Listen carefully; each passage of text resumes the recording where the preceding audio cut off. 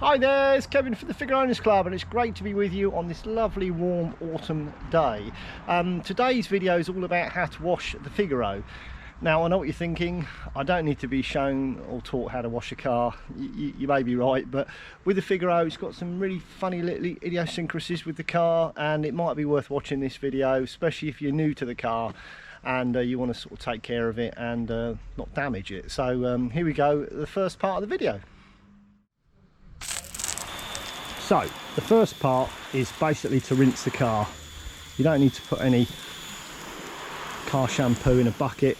Basically the first part is get all the dirt off the car. Don't start putting a sponge on it, because all you're going to do is you're going to basically rub all the grit into the car. So I would say a very light setting on the hose.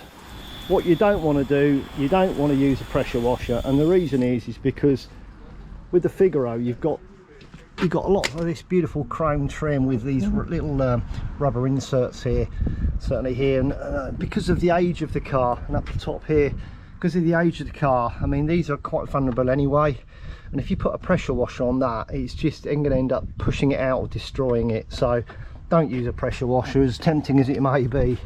Just use a hose on a nice light setting. Now one of the other things you're going to notice, and this little tip here, so if I do this, you'll see in a minute what happens below. So I'm going to do the top of the, you can hear the noise, and that's a good noise. What's happening, you can see both those drain little holes on the top boot, which is this one here, is running out, and that's because it's running basically down the side of this top of this roof, the canvas roof, and it's running inside the car and it's running down. And there we go, see, there we go, pouring out of there, that's really good. So we'll go into that in a little while. So I've opened up the top boot now, and I'm just going to point out these two drainage holes. There's one here, same on the other side, and there's one there inside the wet boot. This is a wet boot, okay? So basically what happens is the water runs down this gully, okay, down here, but sometimes it can get inside the boot as well. So that's what these are for. And if I just show you,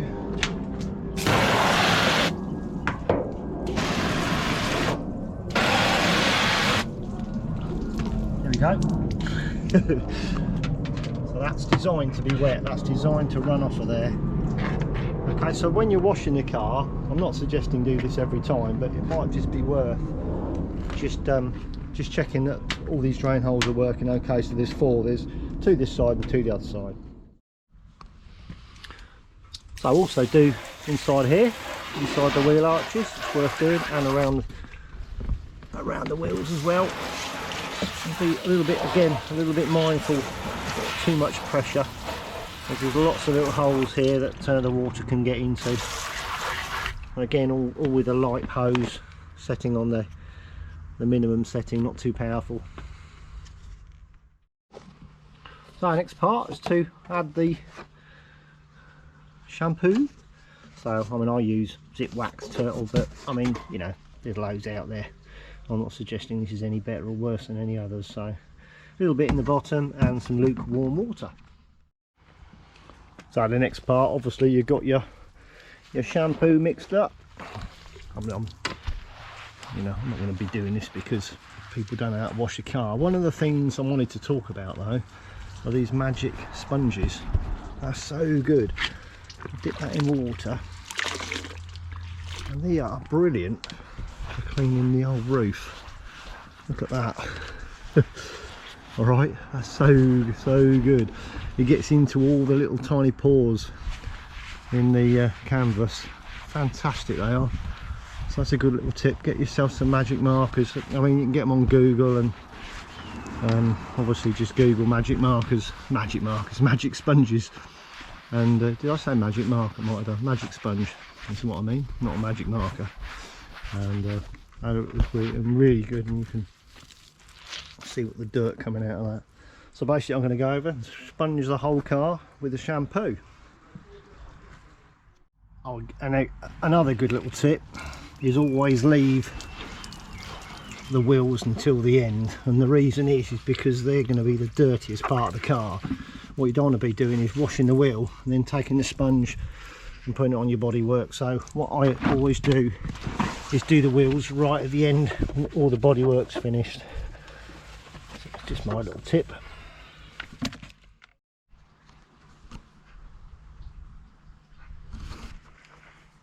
So once you've washed all the car, I would recommend using a microfiber cloth. These are fantastic, and we've got them on the club website. We've got discounts off of them as well, so really worthwhile getting these. I used to use the leather, but well, they're such a pain. They tend to go very hard, and you tend to have to keep them sort of very wet for them to work very well. So I think they're old technology, if you like. Microfiber's the way forward. So basically, you know, you dry all the car, open the car right up. What I've done here, open all the parts of the car, if you like. What you can see, obviously, top boot, and just basically dry as much as you can. I tend to also do a little bit of the engine bay inside, just check the engine over when I've done it, so make sure there's nothing amiss in there. So there we go, on to the next bit. Another good tip are these lights. They are notorious. You can see there's a little bit of water in there. Yeah, so these top ones, these indicator lights, were built basically, the angle of this was not you know, there's not enough angle to allow the water to run off. This one's okay, so that's why you find that on many a car you might see these painted a different colour, and the reason is because the water's been sat in there and it's basically ended up taking all this lovely chrome plating off the plastic, and you can even see that. So what I would suggest you do is get a little cloth in there and get that out. I know these are the funny little idiosyncrasies with the car. I mean, there's nothing you can do about it. Obviously, if you can leave the car outside, there's not a lot you can do, but if you're going to garage the car, especially if you're going to put a cover on it, definitely take that water out. I mean, it's worth doing the bottom one as well, but these aren't so required. So my other tip, and probably the most important one, is when you finished it, or you think you've finished drying it, take the car for a drive, because the Figaro has so many nooks and crannies in it. It's so many little bits that the water can sit in. What you don't want to do is think it's lovely and dry, stick it in the garage or stick a cover on it, and it's probably not. By driving the car, you know, trying to get, you know, floor it, trying to get it up to 50 or 60 kilometers an hour, then obviously what it does is it dispenses a lot of the water runs out parts of the car, and it means it's a lot drier than it was before you started to drive it, and I definitely recommend that. And that's what I do every time I wash the car. Certainly if I'm going to put it away in the garage or put a cover on it, obviously if you're going to leave it outside, but even then it's still useful to do, because as I said, the Figaro's got so many little nooks and crannies in it. Definitely driving it helps. So that's it, that's the end of this video about washing the Figaro. I'm sure I'm going to get maybe some comments about, I don't need to be taught how to wash a car. And maybe that's the case, but I hope some good tips in here. As I said, you know, definitely drive the car at the end. It's certainly worthwhile. I mean, I love cleaning bell, so it's not a problem for me. I could do it every day, polishing it. And if you're wondering why I did clean it, it's because we just come back from Cornwall, and I was not really fearful that there was a lot of salt. There was a lot of salt in the air. It was right by the sea, so I wanted to make sure all that salt was off the car before she goes into the garage. So there we go, another helpful video hopefully from the Figaro Owners Club, and I'll see you all very soon. Bye.